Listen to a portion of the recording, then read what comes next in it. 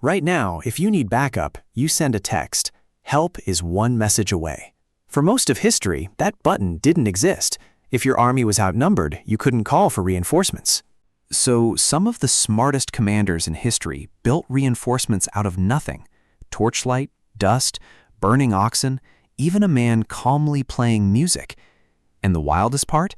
Every time the trick got bolder and the stakes got higher, until one general pulled this off with no soldiers left at all.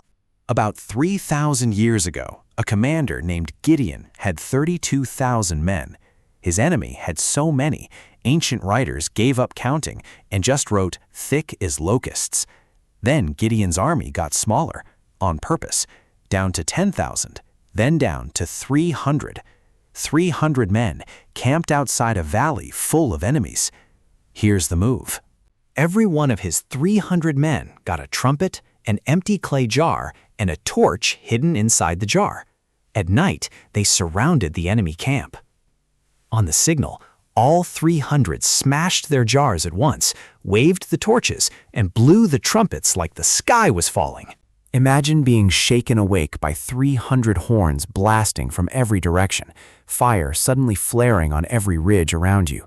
You can't count how many people are out there. You just know it's a lot. Your brain fills the gap, and it fills it wrong. The enemy camp panicked so badly, soldiers started swinging at shapes in the dark. They ended up fighting each other. Gideon's men never landed a single blow. That's a small army pretending to be a big one. Simple enough. But watch what happens when the trick gets scaled up. Genghis Khan's forces figured out something simple. A big army kicks up a big cloud of dust. So if you want to look like a big army, just make the dust. Riders tied leafy branches to their horses' tails.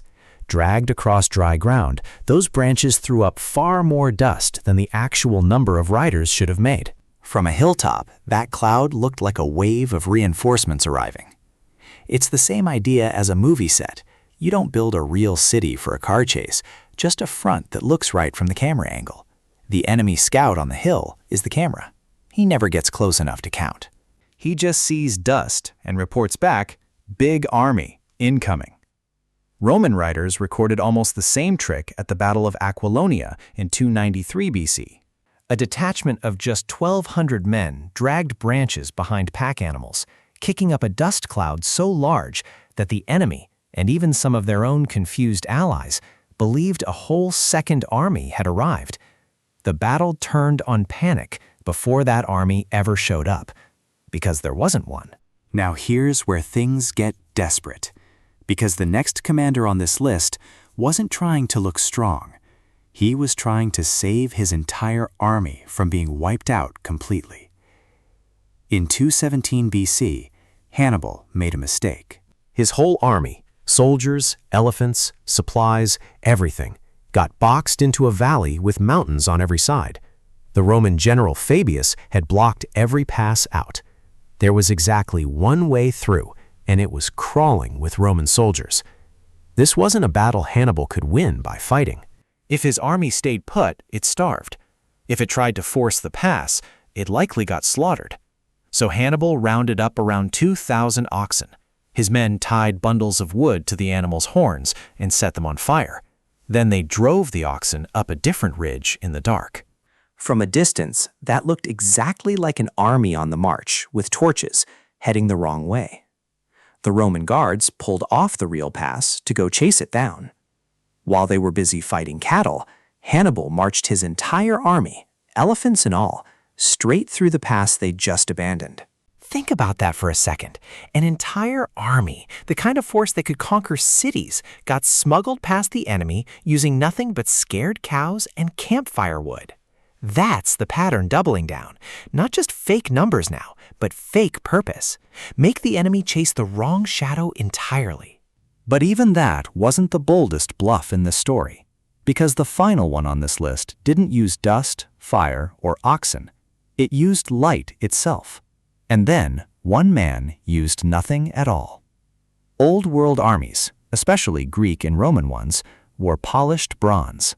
Polished bronze isn't just armor, it's basically a mirror. Picture a wall of soldiers, shields tilted just slightly, catching the noon sun. From far away, that's not a wall of men anymore. It's a wall of blinding, shifting light. Commanders lined their troops up so the sun bounced straight into enemy eyes, turning basic armor into a weapon before a spear was ever thrown. You felt a small version of this, driving straight into low sun, squinting, missing your turn because you genuinely can't see the road. Now hand that problem to a soldier who also has to judge distance and decide whether to charge or run. In hot regions, cavalry massing behind rippling heat haze became almost impossible to count. Distances looked wrong. Numbers looked wrong. By the time enemy eyes adjusted, the charge was already close. Now for the boldest version of this trick in recorded history. In 228 AD, a Chinese strategist named Zhuge Liang was holding a small city called Xicheng. Most of his soldiers had been sent elsewhere. He had almost no one left to defend the walls, and an enemy army of roughly 150,000 men was marching straight toward him. There was no fake dust to throw, no oxen to burn.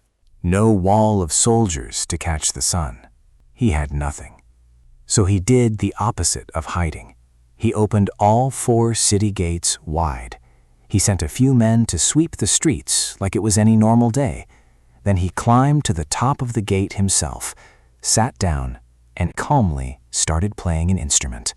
When the enemy general arrived and saw an open, undefended city with a man casually playing music on the wall, he assumed it had to be a trap. Surely no one leaves the gates wide open unless there's an ambush waiting. He ordered his entire army to retreat from a city with almost nobody in it. Historians still argue over whether this story happened exactly as told, but real or legend, it captures the whole idea perfectly. Gideon faked a bigger army.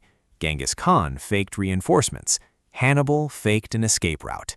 And this one man faked having anything at all and won with absolutely nothing on the table. Look at how this escalated.